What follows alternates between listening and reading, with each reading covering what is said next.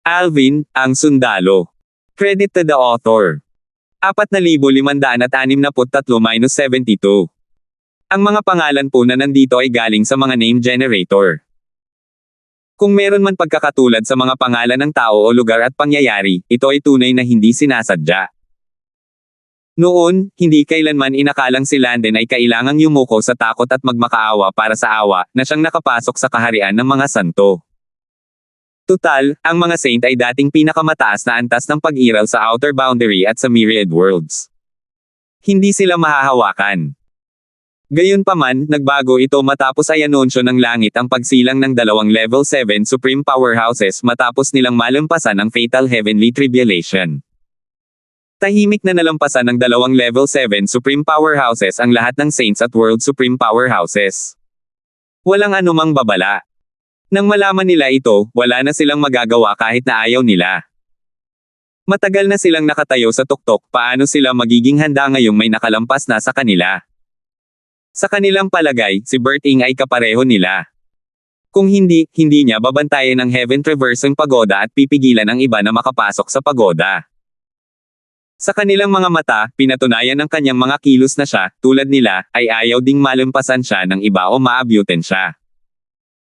Kung alam lang nila noon pa na malalampasan sila ng duo at magiging unang dalawang level 7 supreme powerhouses sa mundo pagkatapos ng agwat sa kasaysayan, gagawin sana nila ang lahat para pigilan ang duo. Hindi sila magdadalawang isip na patayin ang duo. Sayang, huli na ang lahat, at nalampasan na sila ng duo. Nakita ni Landon kung paano walang kahirap-hirap na sinira ni Alvin ang kanyang mga atake kanina. Takot na takot siya sa lakas ng isang level 7 supreme powerhouse. Talagang napakalaki ng agwat, at pakiramdam niya ay wala na siyang pag-asa. Hindi pa kasama ang pagpatay sa kanya, alam niyang madali para kay Alvin na patayin si Randy, na mas malakas kaysa sa kanya, at sirain ang Azure Cloud Saint Sect. Kahit na kinailangan niyang yumuko, hindi nakaramdam ng hiya si Landon. Tutal, lahat ng Saints at World Supreme Powerhouses ay kinailangang yumuko sa harap ng isang nakakatakot na tao. Sa halip, mayroong kaunting pag-asa sa kanyang puso sa sandaling ito. Umaasa siya na magpapakita ng awa si Alvin sa Azure Cloud Saint Sect.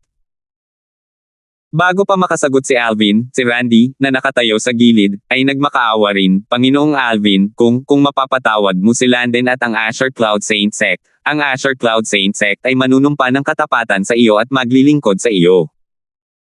Bilang pinakamalakas na tao sa Azure Cloud Saint Sect, natural na kwalipikado si Randy na magsalita para sa sekta.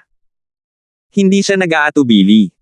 Tutal, si Alvin ay isa sa pinakamakapangyarihang tao sa mundo. Kahit na hindi pukawin ng sekta si Alvin, madali pa ring masisira ni Alvin ang sekta.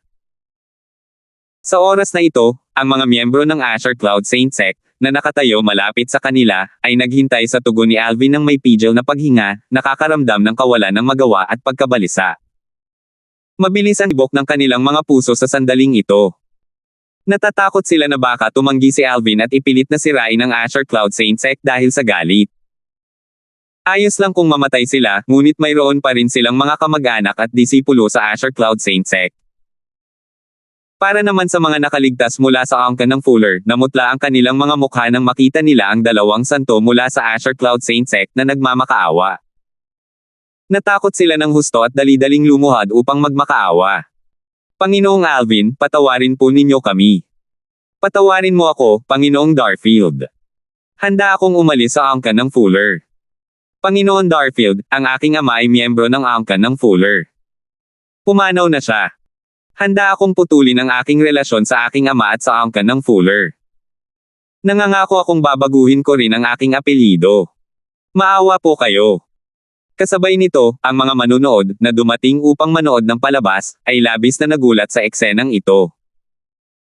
Bagamat alam nilang ang mga taong nabanggit sa makalangit na teksto ay pambihira at nakakatakot, iba ito nang masaksihan nila ito mismo. Sa harap ng mga level 7 supreme powerhouses, ang mga saints ay kasinghina ng mga manok. Ito ay malinaw na ipinakita ng durugan ni Alvin ang atake ni Landon sa isang galaw lamang. Naisip pa nga ng isang nakasaksi, napakalakas niya talaga. Kung kaya ko namang magkaroon ng ganitong lakas, wala nang saysay kahit ilang araw na lang ang iwanan ko. Ang nakasuot ng lilang si Alvin na nakalutang sa hangin sa sandaling ito ay tila hawak ang buhay ng lahat sa kanyang mga kamay sa sandaling ito. Gamit lamang ang kanyang mga salita, matutukoy niya ang buhay at kamatayan ng mga saint at mga puwersang may ranggong santo. Sa ilalim ng mapagmasid na mga mata ng lahat, tumingin si Alvin kina Randy at Landon at walang pakialam na sinabi, pwede ko nang hayaan ang bagay na ito. Nanginig sina Randy at Landon nang marinig ang mga salitang ito. Bahagyang nagulat ang makikita sa kanilang mga mukha sa sandaling iyon. Nagpatuloy si Alvin sa pagsasabing, bibisitahin ko ang Asher Cloud Saint Sect sa loob ng 3 buwan. Sa oras na iyon, umaasa akong makita ang 2 taong ito. Habang nagsasalita siya, ginamit ni Alvin ang kanyang banal na kamalayan at binuo ang mga larawan nina Jian Han at Lian Storm, ang 2 demi-saint na tumulong sa angkan ng Fuller na patayin si Nicole noon. Sina Jian Han at Lian Storm ay pawang mula sa mga teritoryo ng Asher Cloud Saint Sect. Kahit na hindi sila kilala ng 2 saint mula sa Asher Cloud Saint Sect, imposibleng hindi sila makilala ng iba pang mga demi-saint mula sa sekta. Kung mahuhuli mo sila, hindi ko na itutuloy ang nangyari ngayon. Kung may isa sa kanila ang nawawala, nagbabantang sabi ni Alvin na ikinatakot ni Randy at Landon. Natural lamang na hindi basta-basta binabaliwala ni Randy at Landon ang mga sinabi ni Alvin. Kasunod noon, naglaho si Alvin sa kawalan. Sa pamamagitan ng mga alaala ni Lamar, ang demi-saint mula sa angkan ng Fuller, alam ni Alvin ang lokasyon ng mga cultivation ground ni Jian Han at Lian Storm. Gayunpaman, isa sa kanila ay isang cultivator na walang sekta at madalas na wala sa kanyang cultivation ground. Ngayon na mayroon na siyang mga taong mag-uutos sa kanya, hindi na niya kailangang hanapin ang 2 isa-isa. Ang kailangan na lang niyang gawin ay maghintay ng 3 buwan bago pumunta sa Asher Cloud Saint Sect. Sa oras na iyon, makikilala na niya ang 2 at lubos na mapaghigantihan si Nicole. Pagkatapos umalis ni Alvin, agad nakahinga ng maluwag sina Randy, Landon, at ang ilang tao mula sa Asher Cloud Saint Sect. Gayon din, ang mga nakaligtas na miyembro ng angkan ng Fuller ay nakahinga rin ng maluwag ngayong naiwasan na nila ang isang malaking sakuna. Kasabay nito, abala ang mga nanunood sa pag-uusap sa kanilang mga sarili. Mukhang inutusan ni Lord Darfield ang 2 santo mula sa Asher Cloud Saint Sect na maghanap ng isang tao. Sino ang hinahanap niya? Sino ang nangahas na saktan si Lord Darfield? Mabilis na naliwanagan ang iba dahil sa ilang matatalino at mapagmasid na tao. Ang mga taong hinahanap ni Lord Darfield ay malamang na may kaugnayan sa mga demi-saint ng angkan ng Fuller. Pumunta siya rito at inatake ang angkan ng Fuller. Malinaw na nagalit sa kanya ang clan. Hindi, para maging eksakto, nagalit sa kanya ang 2 demi-saint mula sa angkan ng Fuller.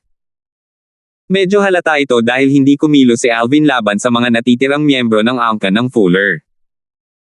Matapos umalis sina Randy, Landon, at ang iba pa mula sa Asher Cloud Saint Sect, tinanong ni Landon si Randy gamit ang voice transmission, sina Jian Han at Lian Storm. Nakababatang tiyuhin, bakit sa tingin mo hinahanap niya ang 2 taong iyon? Nanatili pa ring takot ang puso ni Landon sa sandaling ito. Bagamat magulo ang kanyang isipan, hindi niya pinangahas na kalimutan ang mga taong nais ni Alvin na hanapin nila. Sa katunayan, hindi na bago kina Jian Han at Lian Storm si Landon. Si Jian Han ang pinakamalakas na miyembro ng angkan ng Han, isang puwersang may ranggong demi-saint na pinamumunuan ng Asher Cloud Saint Sect. Nakilala na niya ang kabilang grupo ng ilang beses. Kung tungkol naman kay Lian Storm, hindi pa niya nakikilala ang kabilang grupo, ngunit narinig na niya ang tungkol sa kabilang grupo. Si Lian Storm ay medyo sikat sa mga teritoryo ng Asher Cloud Saint Sect. Kung hindi ako nagkakamali, tulad ng 2 demi-saint mula sa angkan ng Fuller, malamang ay nasaktan din siya ng 2 iyon. Sagot ni Randy. Mas kalmado siya kaysa kay Landon sa sandaling iyon. Batay sa katotohanang pinatay ni Alvin ang 2 demi-saint mula sa angkan ng Fuller pagdating niya, hinuha niya na hindi basta-basta pinatay ni Alvin ang 2. Nagulat si Landon. Saan nila nakuha ang lakas ng loob para saktan ang isang nakakatakot na tao?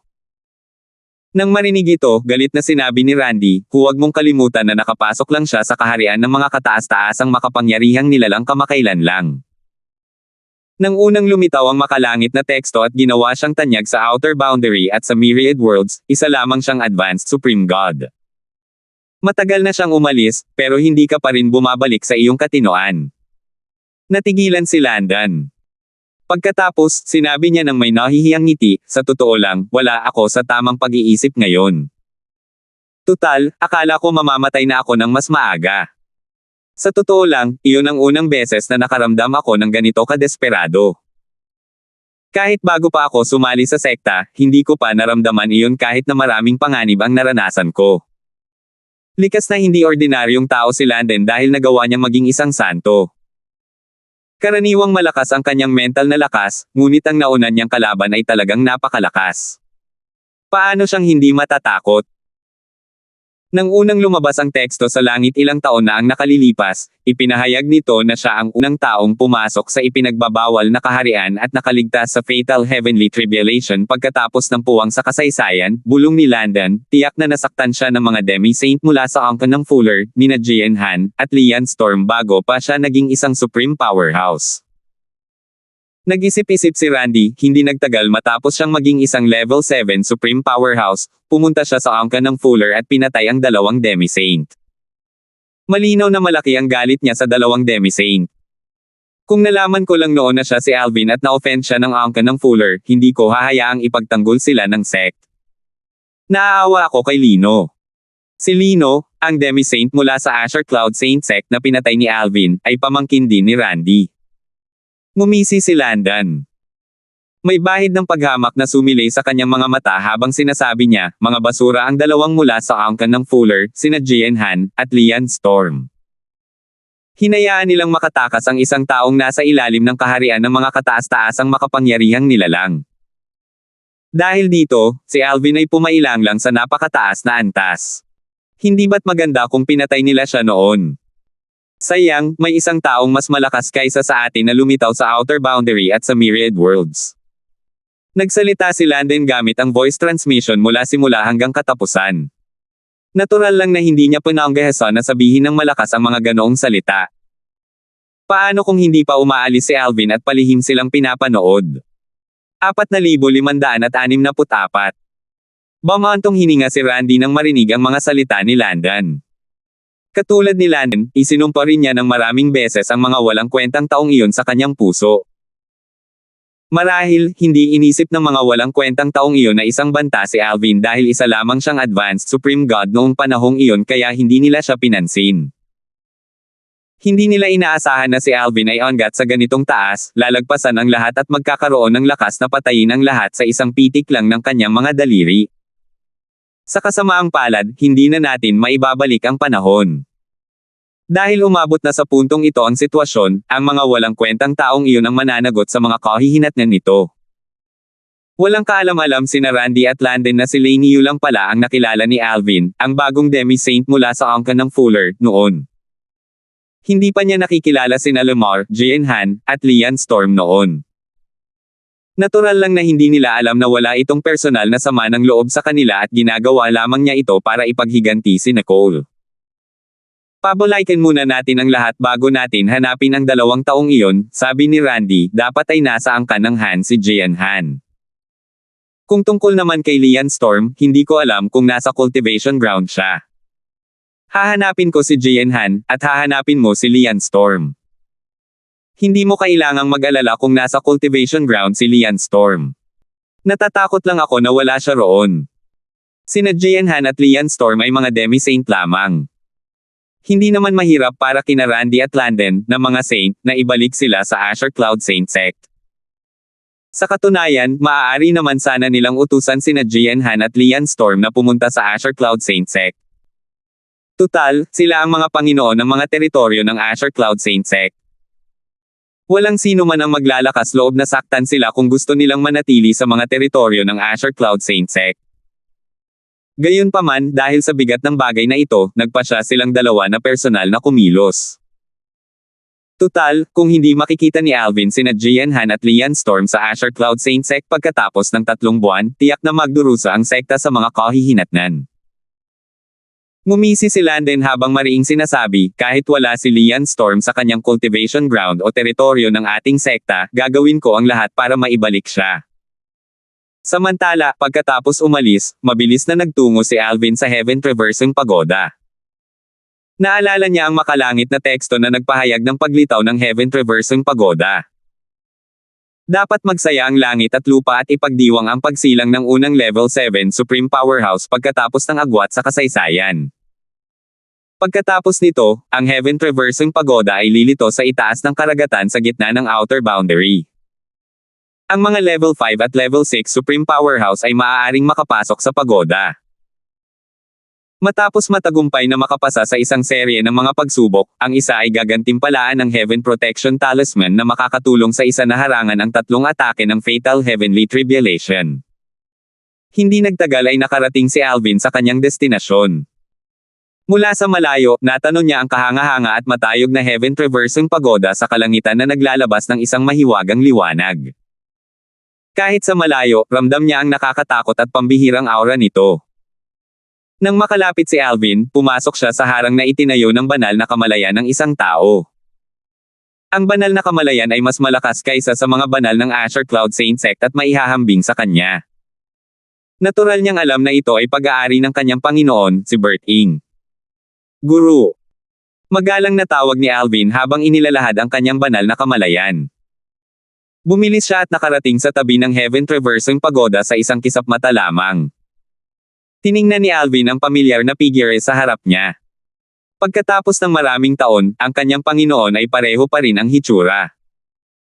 Gayunpaman, ang aura ng kanyang Panginoon ay mas malalim kaysa dati, at ang kanyang mga titig ay misteryoso. Little Alvin. Sabi ni Berting nang may maliwanag na ngiti, nakita ko ang makalangit na teksto. Ikaw rin ay naging isang Level 7 Supreme Powerhouse. Nakangiting sabi ni Alvin, Guro, binabati kita sa pagiging unang Level 7 Supreme Powerhouse pagkatapos ng agwat sa kasaysayan. Noon pa man ay nagpapasalamat na si Alvin kay Berting. Si Berting ang taong tumulong sa kanya sa kanyang sword daw. Kung wala si Berting, hindi sana siya mabilis na lumago at nakakamit ng napakaraming nakakagulat na mga gawa. Hindi lang iyon, maraming beses din siyang tinulungan ni Berting sa iba pang mga bagay. Iniligtas pa nga ni Berting ang kanyang buhay noong nasa bingit na siya ng kamatayan. Taos puso siyang natutuwa na si Berting ay naging isang Level 7 Supreme Powerhouse. Maswerte ako at minana ko ang pamana ng Sword of Time. Dahil sa pamana, mabilis na umunlad ang aking batas at nakatulong sa akin na umangat sa mataas na antas. Mienhing sabi ni Berting nang may ngiti sa kanyang mukha, pareho tayong master at disciple, sa wakas ay naging Level 7 Supreme Powerhouses laban sa lahat ng posibilidad. Mas malaki ang magiging kaguluhan kapag nalaman nila ang tungkol sa ating relasyon. Tama iyan. Ang alam lang nila ay pareho tayong galing sa mundo ng mga sumusuway sa Diyos ngayon. Walang nakakaalam na tayo ay guro at disipulo, sabi ni Alvin sabay tango habang lumalawak ang kanyang ngiti. Naisip ni Alvin si Kelly, na ngayon ay nasa kanyang maliit na mundo, at patuloy na sinabi, Salamat, Panginoon, sa pagtulong kay Kelly na maalis ang teknik na iyon ng pagkakakulong ng kaluluwa. Hindi mo kailangang maging magalang, sabi ni Berting habang ikinakaway ang kanyang kamay, asawa mo siya. Bukod pa rito, kahit hindi ako kumilos, maaalis mo rin sana ang soul imprisonment technique. Hindi nagsalita si Alvin pagkatapos marinig ang mga salitang ito, ngunit hindi nabawasan ang kanyang pasasalamat kay Berting. Bagamat totoo ang mga sinabi ni Berting, ang katotohanang tinulungan ni Berting si Kelly sa sandaling makalusot ito ay nagpapakita na palaging nasa isip ni Berting si Alvin. Maya-maya, nagtanong si Berting, Little Alvin, ano sa tingin mo ang pagbabantay ko sa Heaven Traversing Pagoda at pagpigil sa iba na makapasok dito? Umiling si Alvin. Malamig na nagningning ang kanyang mga mata habang sinasabing may ngiting, Guro, kung ako ang unang naging Level 7 Supreme Powerhouse, gagawin ko rin ang parehong bagay. Hindi ko sila hahayaang tahakin ang shortcut na ipinagkaloob sa kanila ng langit. Talagang hindi patas ang langit. Hindi ito nagbigay sa atin ng anumang shortcut, ngunit sa sandaling makalusot tayo, binigyan nito ang lahat ng shortcut. Bakit natin kailangang dumaan sa Fatal Heavenly Tribulation habang sila ay binigyan ng shortcut? Malinaw na tayo ang tina-target ng langit. Nagpatuloy si Alvin sa pagsasabing, Guro, pagkatapos kong ayusin ang aking pamilya at harapin ang iba pang mga bagay, babalik ako upang bantayan ang Heaven Traversing Pagoda. Magpapalitan tayo sa pagbabantay sa pagoda. Walang sino man ang pinapayagang pumasok. Walang balak na sumuko si Alvin tungkol sa bagay na ito. Hindi siya nag-aalala na gagantihan sila ng langit. Kung tutuusin, kung kayang patayin sila ng direkta ng langit, hindi sana nito nilikha ang Heaven Traversing Pagoda para harapin sila. Sa pamamagitan ng mga alaala ng Void Elder, alam din ni Alvin na hindi kailanman direktang pumatay ang langit ng isang tao bago ang historical gap. Dahil dito, hinulaan niya na mayroong isang uri ng paghihigpit. Tungkol naman sa sakuna na nagresulta sa pagkamatay ng lahat ng nabubuhay na bagay at pagbabalik ng mundo sa kaguluhan, hinulaan ng Void Elder na maaaring wala itong kinalaman sa langit. Dapat ay may higit pa rito. 4,565 ang Crimson Demon Rage. Ang unang hinto ni Alvin pagkatapos marating ang outer boundary. Tumawa ng malakas si Bert Ing, mukhang walang inaalala. Sabi niya, "Little Alvin, pareho tayo ng nararamdaman. Gayunpaman, hindi na natin kailangang magpalitan sa pagbabantay sa lugar na ito. Kaya ko itong harapin ng mag-isa. Kaya ko naman talagang mag-cultivate kahit saan. Dapat ay gumugol ka ng ilang dekalidad na oras kasama ang iyong pamilya sa loob ng ilang panahon." Sandali na tumigil si Bert Ing nang may maalala siya. Naging seryoso ang kanyang ekspresyon habang patuloy na sinasabi, "Little Alvin, naniniwala akong natuklasan mo na ang mga pagbabago sa ating Little Worlds matapos maging isang Level 7 Supreme Powerhouse. Ang enerhiya sa paligid ng Divine Tree of Life ay napakayaman at maihahambing sa mga lugar sa Outer Boundary at Myriad Worlds na may pinakamayamang enerhiya. Ang concentration energy sa ating Little Worlds ay sapat na mayaman para sa mga cultivator sa ilalim ng realm ng Supreme Powerhouses na mag-cultivate. Kung payag ang iyong pamilya, dapat mo silang hayaang mag-cultivate sa iyong Little World. Mas ligtas din ito para sa kanila." Namuhay ng malaya si Bert Ing, ngunit maraming pamilya at kaibigan si Alvin. Dahil dito, kinailangan niyang maging maingat upang hindi sila magamit ng mga kaaway upang takutin siya. Tumanggaw si Alvin bilang pagsang-ayon nang marinig ang mga salita ni Bert Ing. Matapos itong pag-isipan, naisip niya na ang mungkahi ni Bert Ing ay lubos na makatwiran. Alam niya na ang kanyang maliit na mundo ay isang angkop na lugar para sa paglilinang, ngunit ang buhay doon ay magiging nakakabagot. Dahil dito, hindi lahat ay handang manatili sa isang maliit na mundo para maglinang. Tutal, ang kalayaang taglay ng isang tao sa labas ng mundo ay mas mainam kaysa sa isang maliit na mundo.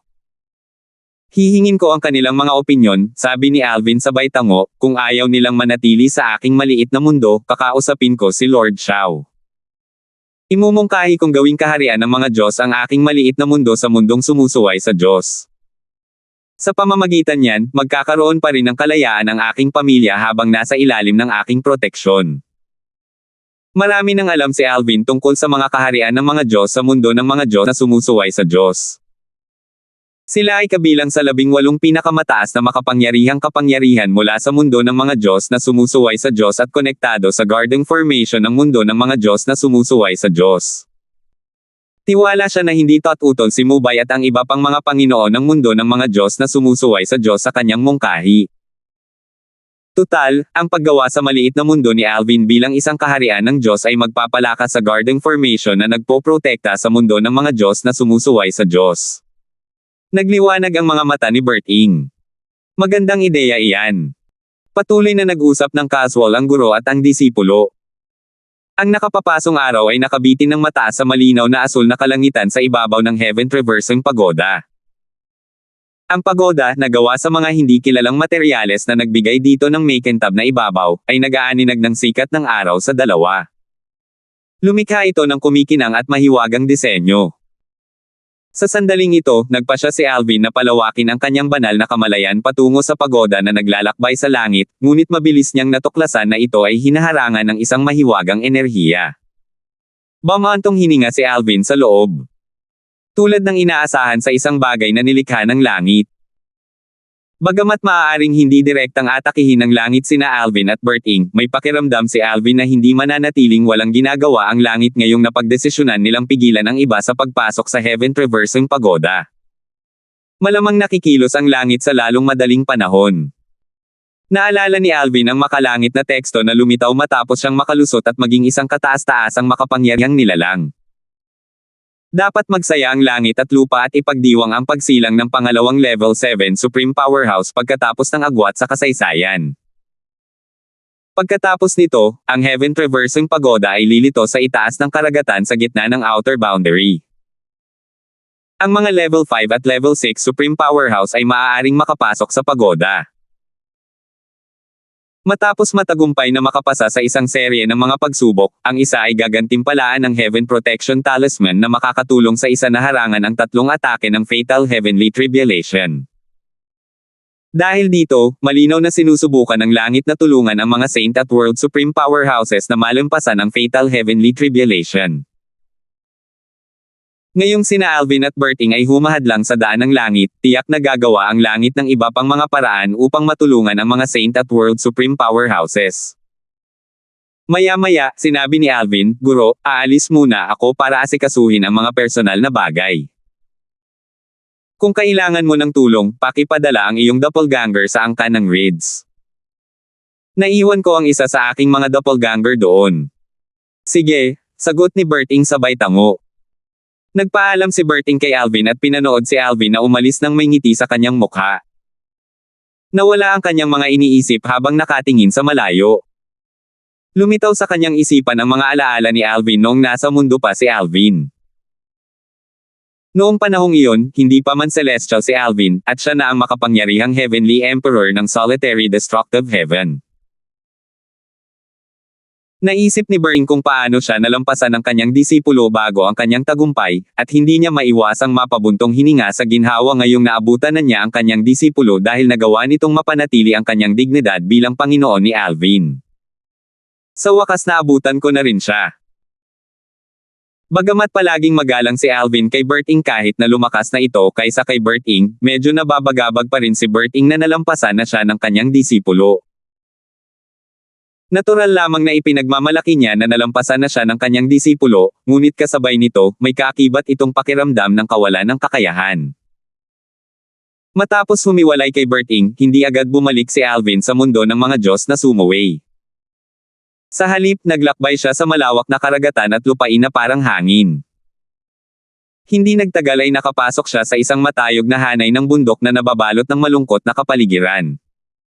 Halos tigang ang hanay ng bundok. Paminsan-minsan, dumadaan ang mga demonyong halimaw, nagpapalitaw ng mga ulap ng alikabok bago tuluyang mawala sa paningin. Ang lugar na ito ay walang iba kundi ang Crimson Demon Ridge kung saan muntik nang mamatay si Alvin. Nang unang dumating si Alvin sa outer boundary, napadpad siya sa Crimson Demon Ridge pagkatapos niyang umalis sa dagat.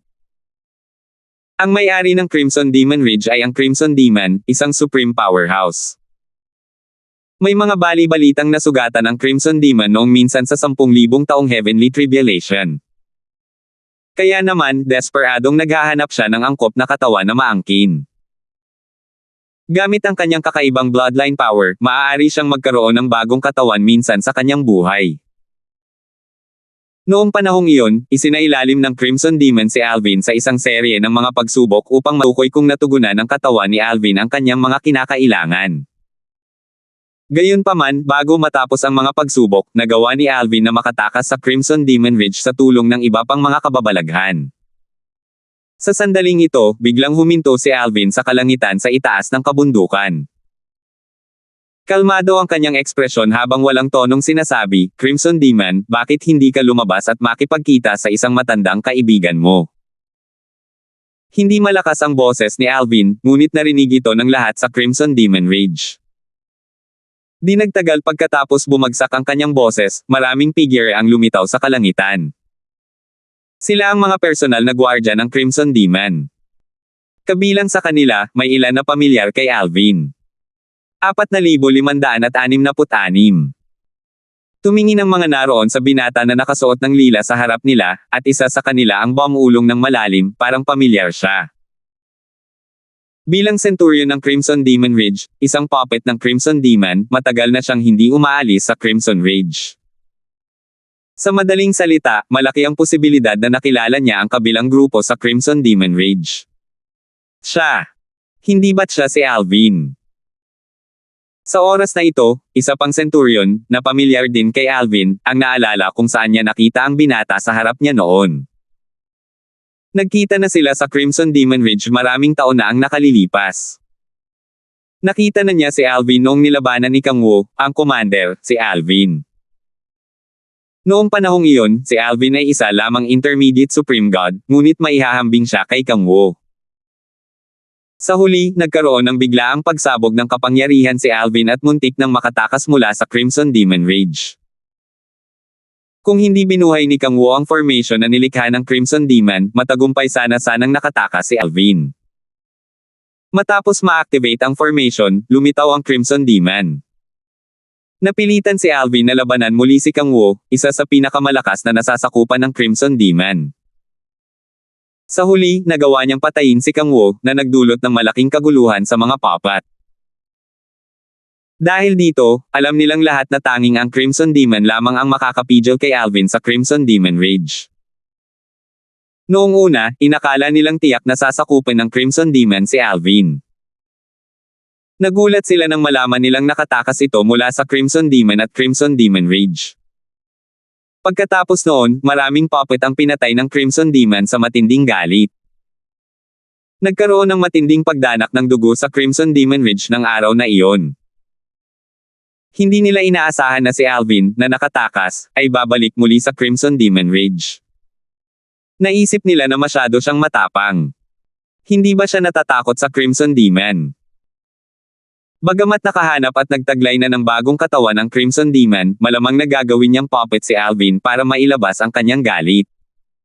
Nakatakas siya noon. Bakit siya bumalik? Naguluhan ang mga Centurion. Hindi nila maintindihan kung bakit siya babalik pagkatapos tumakas mula sa Crimson Demon Ridge. Nakita na rin nila ang teksto sa langit noon, ngunit inakala nilang ang Alvin na nabanggit sa teksto sa langit ay ang Alvin na nasa harap nila. Ipinapalagay nila na pareho lang sila ng pangalan. Kung tutuusin, batay sa kung gaano katagal na ang lumipas, imposibleng maging isang Supreme Powerhouse si Alvin, lalo na ang isang Level 7 Supreme Powerhouse. Alvin. Sa wakas ay lumitaw ang Crimson Demon. Nagtaglay na siya ngayon ng ibang katawan, at malabo nang makilala ni Alvin ang tunay na may-ari ng katawang ito. Ang kabilang panig ay kabilang din sa mga kababalaghan na ikinulong ng Crimson Demon noon. Sa sandaling lumitaw ang demonyong pulang-pula, iniabot niya ang kanyang banal na kamalayan kay Alvin. Nagulat siya sa pagbabalik ni Alvin at nais niya itong imbestigahan. Demonyong pulang-pula, ang tagal na rin mula noong huli tayong nagkita. Umatras ang mga Centurion nang mawala ang banal na kamalayan ng demonyong pulang-pula, ngunit hindi gumalaw si Alvin. Sa halip, ngumiti siya at iniabot din ang kanyang banal na kamalayan. Sa loob lamang ng isang iglap, dinurog ng banal na kamalayan ni Alvin ang sa demonyong Crimson. Ang pressure mula sa banal na kamalayan ni Alvin ay naging dahilan upang ang demonyong pulang-pula ay dumura ng isang subo ng dugo. Namutla ang kanyang mukha at nanginig ang kanyang katawan habang nanlalaki ang kanyang mga mata sa gulat at takot.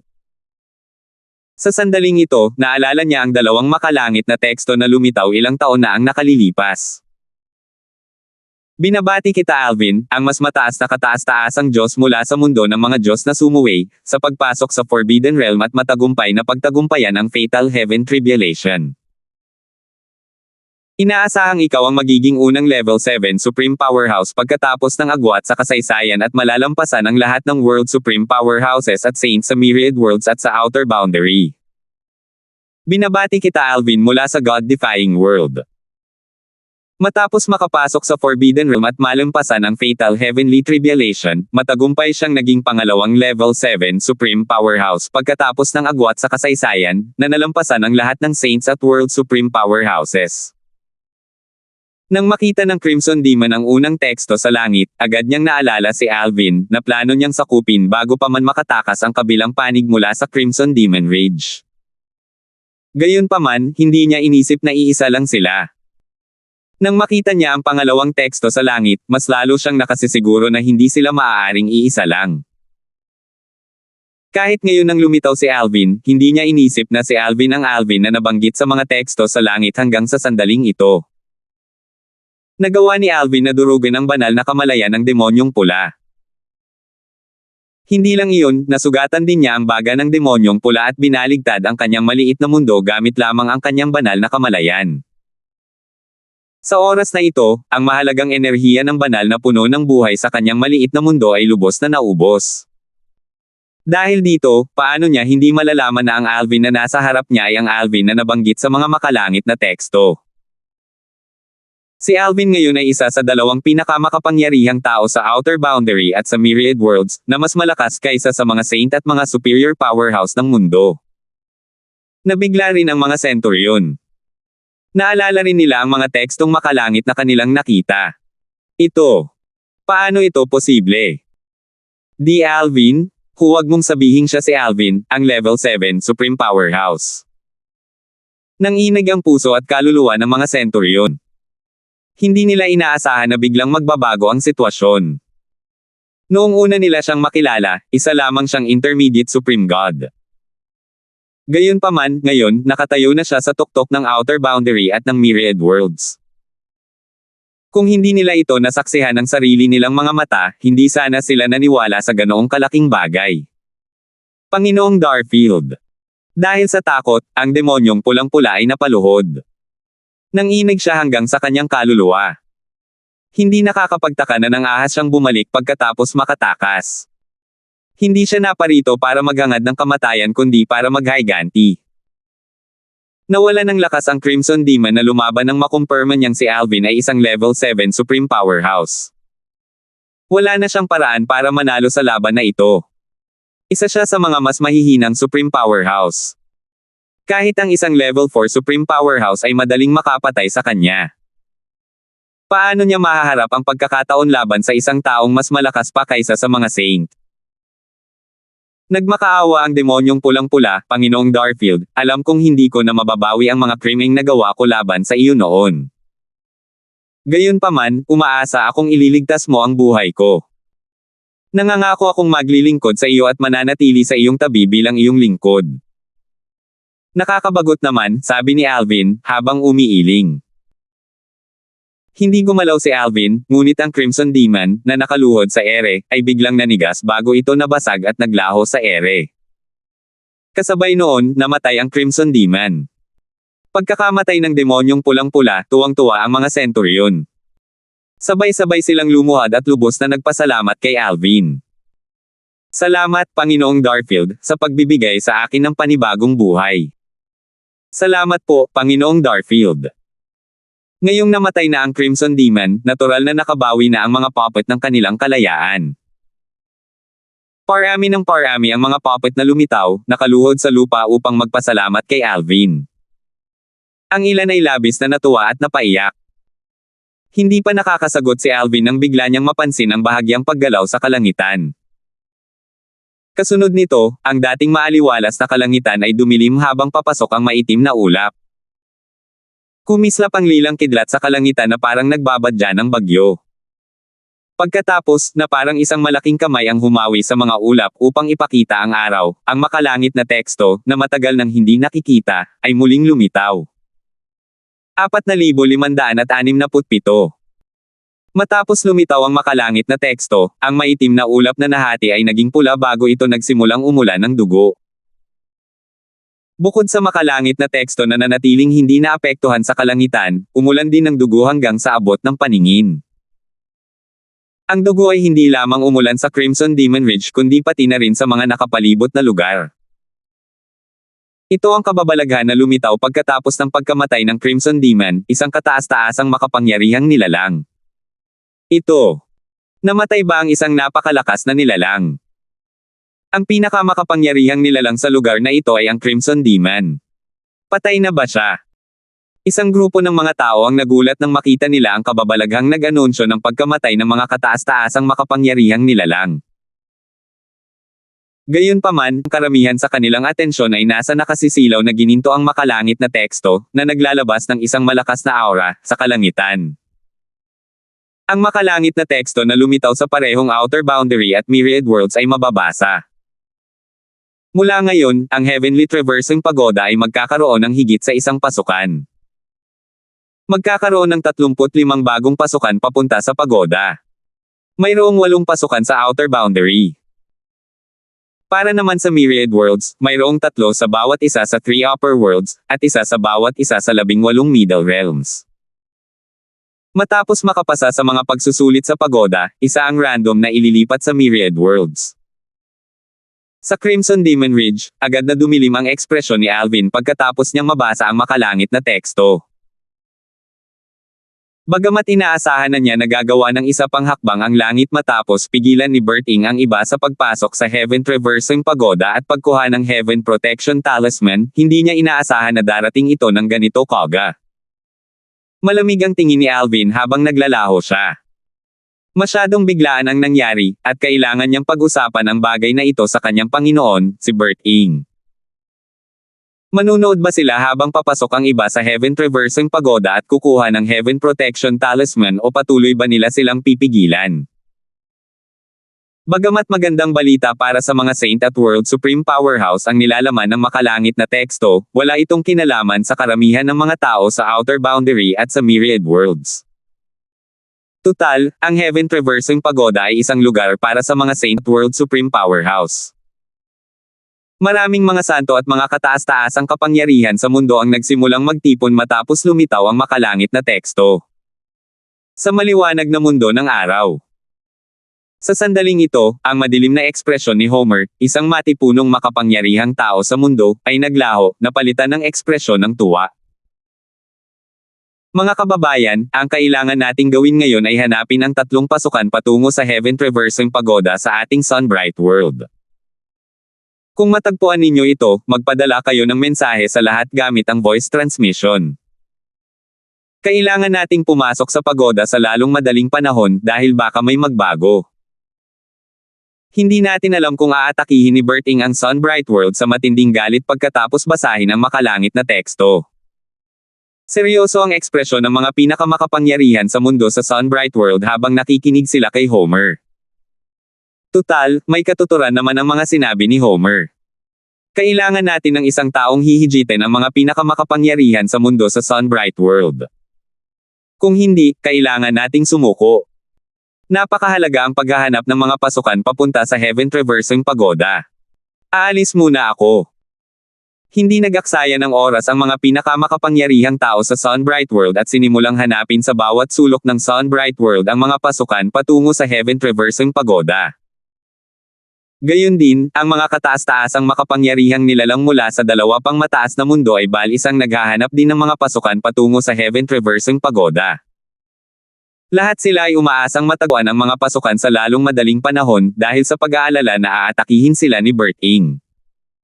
Ilan sa mga World Supreme Powerhouse na ito ay hindi nagplanong pumasok sa Heaven Traversing Pagoda matapos matagpuan ang mga pasukan.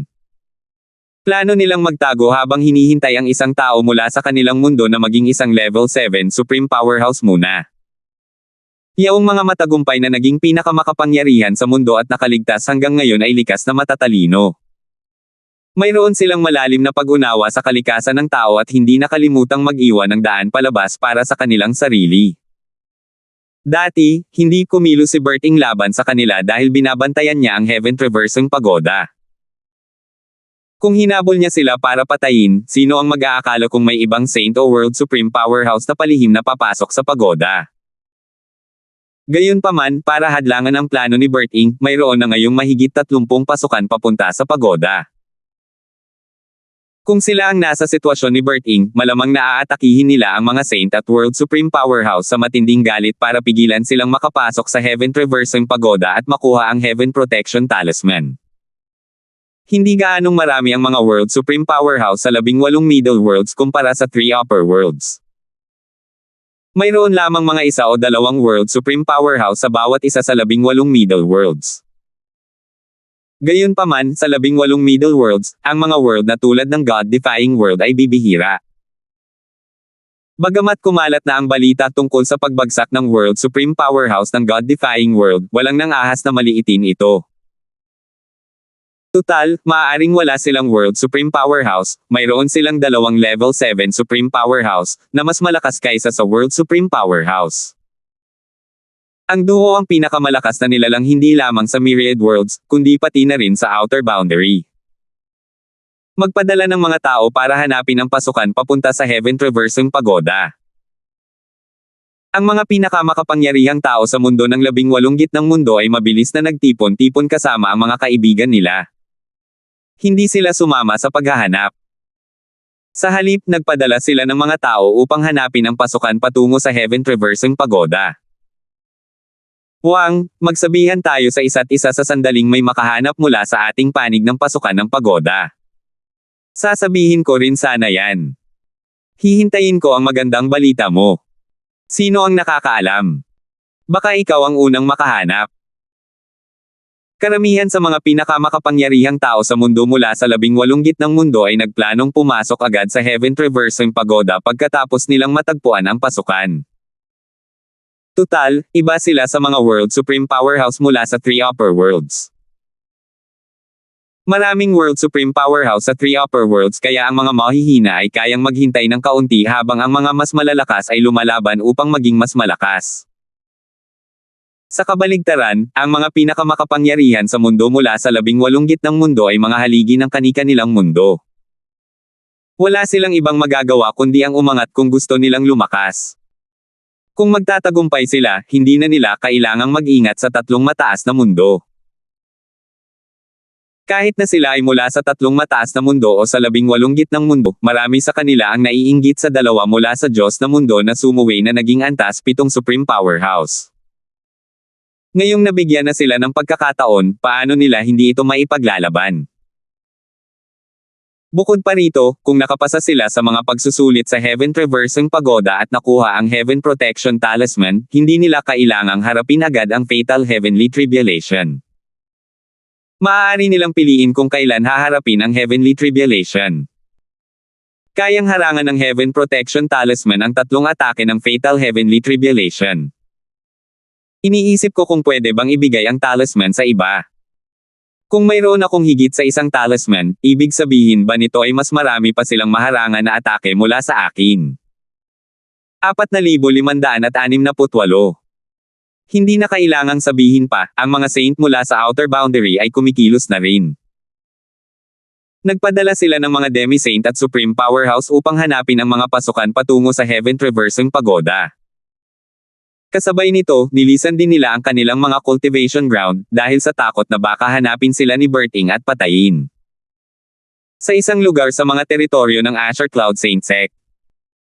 Nakita rin ni Randy at Landon, ang mga santo ng Asher Cloud Saint Sect, ang makalangit na teksto. Sa oras na ito, nakarating na si Randy sa Angkananghan, isang puwersang may ranggong demi-saint na pinamumunuan ng Asher Cloud Saint Sect. Si Jianhan, ang demi-saint ng Angkananghan, ay isa sa 2 demi-saint na inutusan ni Alvin na hanapin sa kanya. Natural na alam ni Jianhan kung sino si Randy. Mabilis siyang lumabas upang magalang na batiin si Randy. Isa siyang matandang laki na nakasuot ng mamahaling roba na brocade. Mabangis ang kanyang mukha, at ang kanyang balbas ay lalong nagpulala sa kanyang bangis. Bukod doon, mayroon din siyang maringal na anyo. Gayunpaman, bago pa man makakilos si Randy, lumitaw ang makalangit na teksto. Mabilis na sinabi ni Jianhan, binabati kita, Senior Hale. Malapit ka nang makapasok sa Heaven Traversing Pagoda at makuha ang Heaven Protection Talisman. Ang Asher Cloud. Nang bumalik sa kanyang katinoan si Randy, itinago niya ang gulat sa kanyang mukha at tumingin kay Jianhan ng walang pakialam. Natakot si Jianhan, at nagsimulang bumilis ang tibok ng kanyang puso nang makita niya ang titig ni Randy. Hindi niya alam kung ano ang nangyayari. Noong una, inakala niyang isang karangalan na si Randy, na sikat sa mga teritoryo ng Asher Cloud Saint Sect, ay bumisita sa Angkananghan. Gayunpaman, matapos makita ang hindi pala kaibigang ekspresyon sa mukha ni Randy, kinabahan siya. Jianhan, alam mo ba kung bakit ako pumunta rito? Walang ekspresyong tanong ni Randy. Sa katunayan, gustong-gusto talagang umalis ni Randy para mahanap ang pasukan sa Heaven Traversing Pagoda. Hindi na siya makapaghintay na makapasok sa pagoda at makuha ang Heaven Protection Talisman para makapaghanda siya sa pagpasok sa Forbidden Realm at sumailalim sa Fatal Heavenly Tribulation. Gayunpaman, nang maisip niya si Alvin, nagpasya siyang pansamantalang baliwalain ang ideyang ito. Ano man ang mangyari, mas makabubuti para sa kanya na gawin ang unang sinabi sa kanya. Tutal, malamang nawawasakin ni Alvin ang Azure Cloud Saint Sec kung hindi niya makikita ang 20 iyon pagkalipas ng 3 buwan. Kahit na matagumpay siyang makapasok sa Heaven Traversing Pagoda, walang garantiya na makukuha niya ang Heaven Protection Talisman. Tutal, nakasaad sa makalangit na teksto na gagantimpalaan sila ng Heaven Protection Talisman kung makapasa sila sa mga pagsusulit. Hindi naman sa bibigyan sila ng Heaven Protection Talisman basta't makapasok sila sa pagoda. Kahit na matagumpay niyang makuha ang Heaven Protection Talisman, mapapasok ba niya ang kaharian ng Level 7 Supreme Powerhouses sa loob ng 3 buwan at protektahan ang kanyang sekta? Alam niyang imposibleng gawin ito. Bilang conclusion, alam ni Randy na mas makabubuti para sa kanya na pakalmayan muna si Alvin bago niya hanapin ang pasukan patungo sa Heaven Traversing Pagoda. Samantala, huminga ng malalim si Jianhan bago kinakabahang sumagot, "Hindi ako sigurado, Senior Hale. Pakipaliwanag naman po sana ako. Medyo malayo ang Han Clan mula sa angkan ng Fuller. Kaya naman, ang nakakagulat na pagkamatay ng 2 Demi-Saint mula sa angkan ng Fuller ay hindi pa nakakarating sa Han Clan." Bukod dito, nakarating agad si Randy sa Han Clan pagkatapos niyang bumalik sa Azure Cloud Saint Sec mula sa angkan ng Fuller. Ngumisi si Randy. "Nakalimutan mo na ba ang ginawa mo, Lian Storm, at ng 2 Demi-Saint mula sa angkan ng Fuller?" Hindi na hinintay ang sagot ni Jianhan, ikinumpas na ni Randy ang kanyang kamay. Isang malakas na enerhiya ang agad na lumabas at pinigilan si Jianhan, ang Demi-Saint, sa isang kisap mata lamang. Hindi nag-aksaya ng oras si Randy at mabilis na inilayo si Jianhan mula sa angkan ng Han, at mabilis na bumalik sa Azure Cloud Saint Sec sa bilis ng kidlat. Matapos maibalik si Jianhan, hahanapin niya ang pasukan ng Heaven Traversing Pagoda. "Senior Zhao, bakit mo ginagawa ito?" Takot na tanong ni Jianhan. Wala na siyang kontrol sa sitwasyon ngayon, kaya pakiramdam niya ay wala siyang magawa. Gusto niya talagang malaman ang dahilan ng puot ni Randy. Ngumisi si Randy. "Hindi mo ba narinig ang sinabi ko kanina?" Naalala ni Jianhan ang mga naunang sinabi ni Randy. Wala na siyang oras para pag-isipan ang mga naunang sinabi nang bigla siyang pigilan ni Randy at inilayo. Hindi nagtagal ay naalala niya na maraming taon na ang nakalilipas, siya at si Lian Storm ay nakatanggap ng mensahe mula kay Lamar, ang Demi-Saint ng angkan ng Fuller. Humingi ng tulong si Lamar para patayin si Nicole, ang Demi-Saint ng angkan ng Darfield sa teritoryo ng Jade Tide Heavenly Mansion. Hindi nagtagal bago naalala ni Jianhan ang pangyayaring iyon dahil iyon lang ang tanging pagkakataon na nagkakilala si Jianhan at si Lian Storm. Dati, narinig lang niya ang tungkol kay Lian Storm ngunit hindi pa niya ito nakikilala noon. Nakilala lang niya si Lian Storm dahil kay Lamar. Maganda ba ang relasyon ni Senior Hale kay Nicole? Haka-haka ni Jianhan sa loob-loob niya. Namutla ang mukha niya nang biglang lumitaw ang ideyang ito sa kanyang isipan. Nanginginig niyang tanong, "Senior Hale, why ikaw? Ipaghihiganti mo ba si Nicole?" Patuloy na nagmamakaawa si Jianhan, "Senior, wala akong kasalanan. Hiniling sa akin ni Lamar na tulungan siya, at hindi ko siya matanggihan dahil may utang ako sa kanya. Siya ang humingi sa akin ng tulong na patayin si Demi-Saint Darfield. Kahit na tumulong ako, siya ang nagbigay ng nakamamatay na suntok. Maawa ka naman sa akin, Senior." Kumunat ang noo ni Randy nang marinig ang mga sinabi ni Jianhan. Sabi niya, "Demi-Saint Darfield. Mayroon bang ganong Demi-Saint sa mga teritoryo ng Azure Cloud Saint Sect?" Natigilan si Jianhan nang makita ang nagtatakang ekspresyon sa mukha ni Randy. Nag-aalangan niyang sinabi, "Senior, hindi ba't nandito ka para sa bagay na ito?" Si Demi-Saint Darfield ay si Nicole, ang Demi-Saint ng angkan ng Darfield sa mga teritoryo ng Jade Tide Heavenly Mansion. Nanlaki ang mga mata ni Randy nang marinig ang mga salitang ito. Sina Nicole at Alvin ay may parehong apelyido. Hindi nakakapagtaka. Maya-maya, prangkang sinabi ni Randy, "Jianhan, alam mo ba na bago ako pumunta rito, namatay na ang 2 Demi-Saint ng angkan ng Fuller?" "Ano? Sino iyon? Sino ang pumatay sa kanila?" Agad na sumilay ang takot sa mukha ni Jianhan.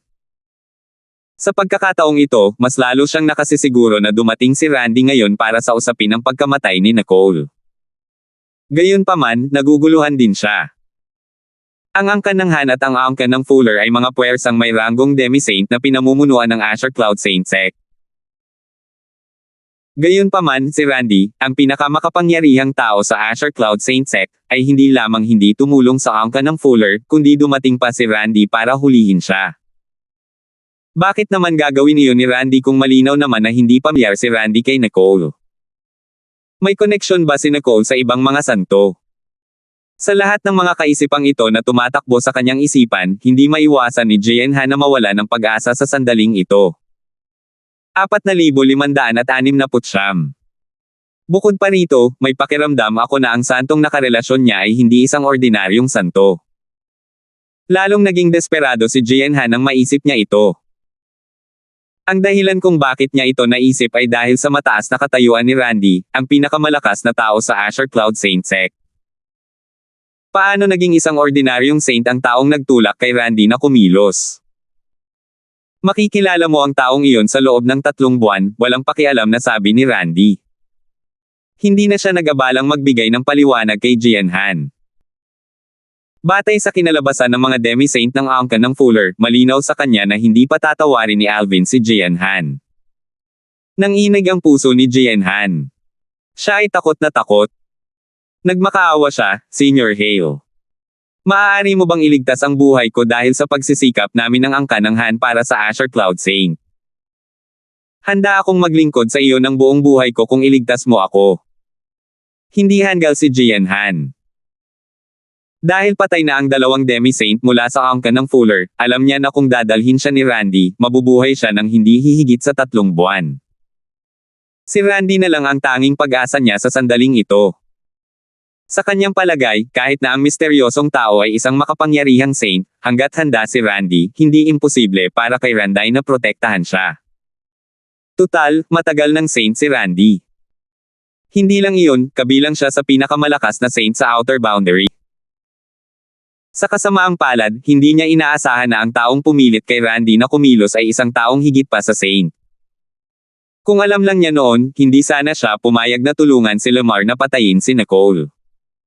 Hindi pinansin ni Randy si Jian-han. Naiinis siya kay Jian-han kaya mabilis niyang tinakpan ang bibig at banal na kamalayan ni Jian-han para pigilan si Jian-han sa pagpapadala ng boses sa kanya. Sa sandaling ito, nakatanggap si Randy ng isang voice transmission mula kay Landon.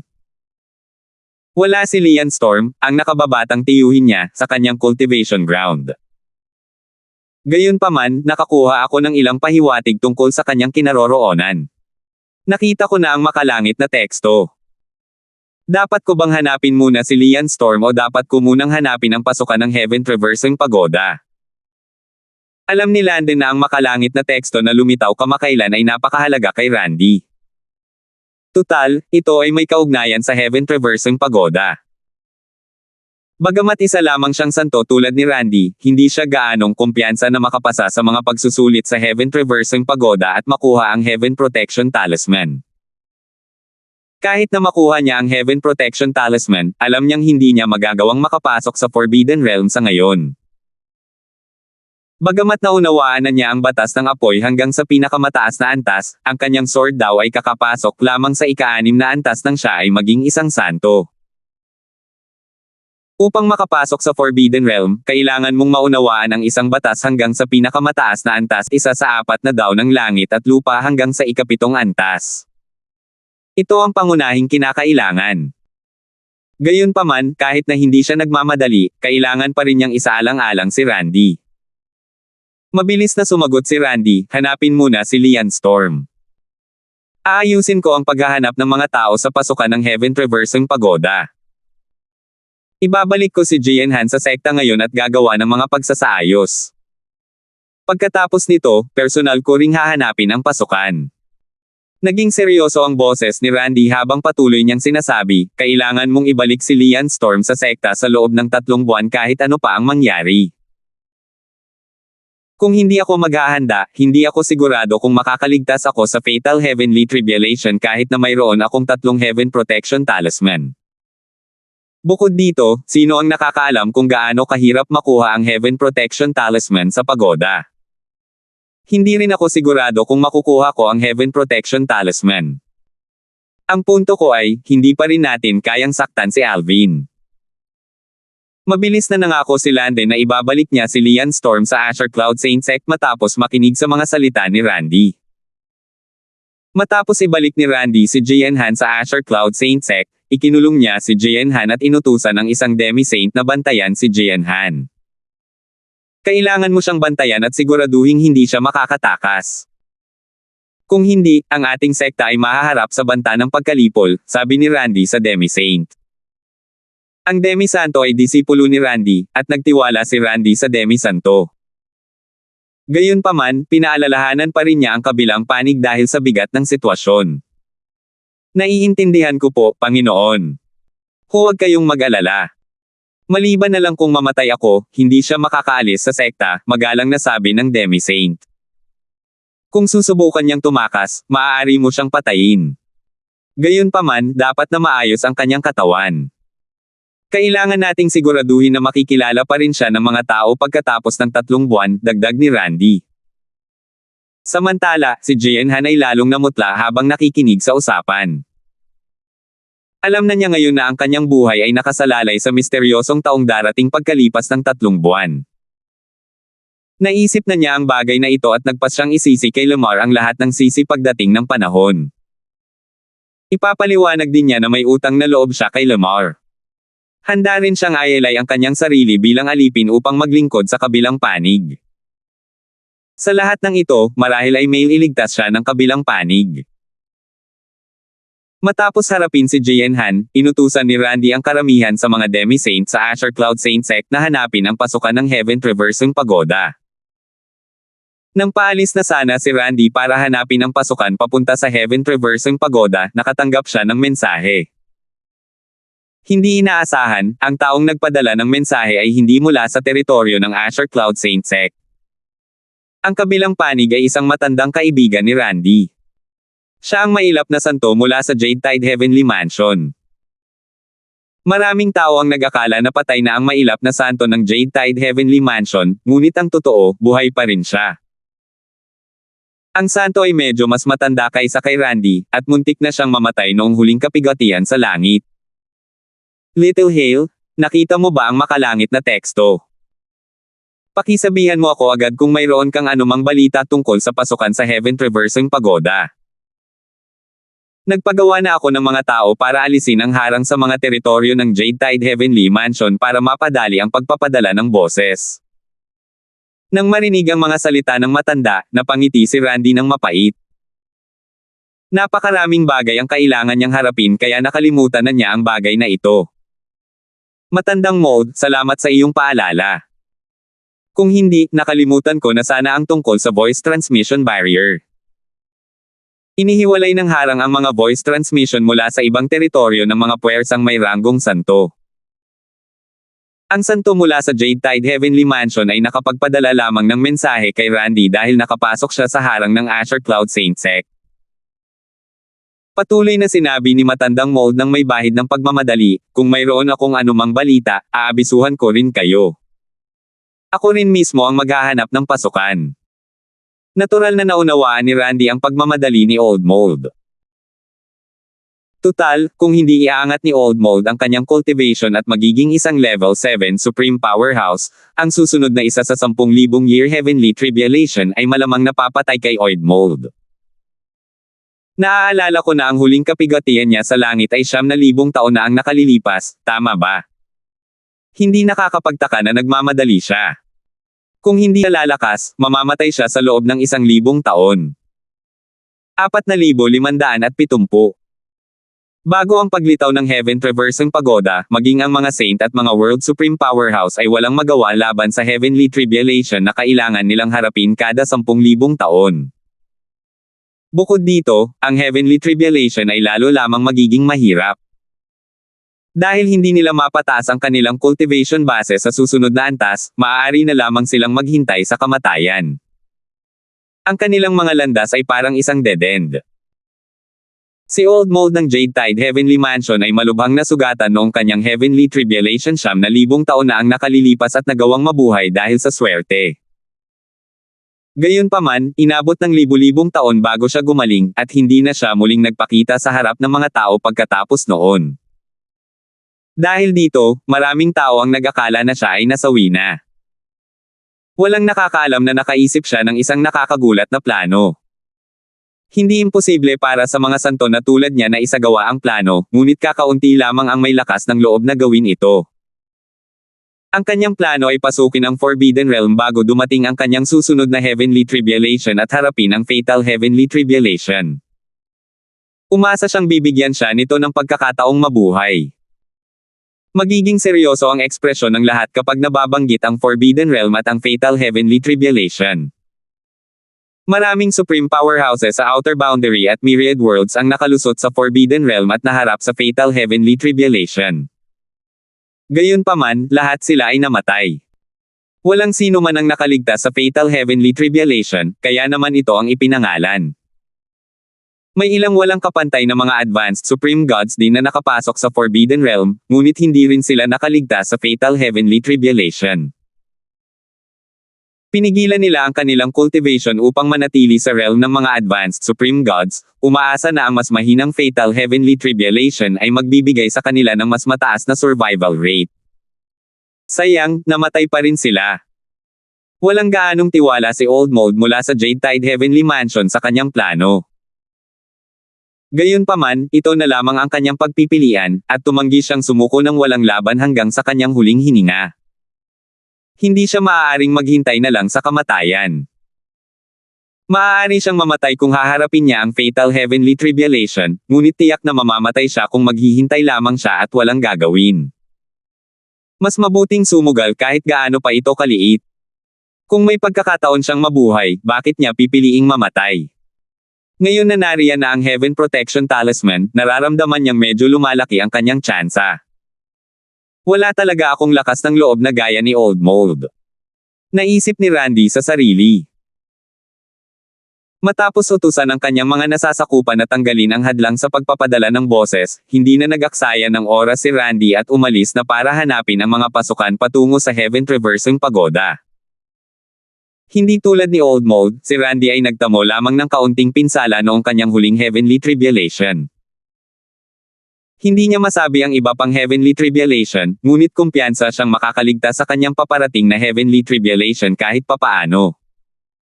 Dahil dito, mayroon pa siyang kaunting oras na natitira.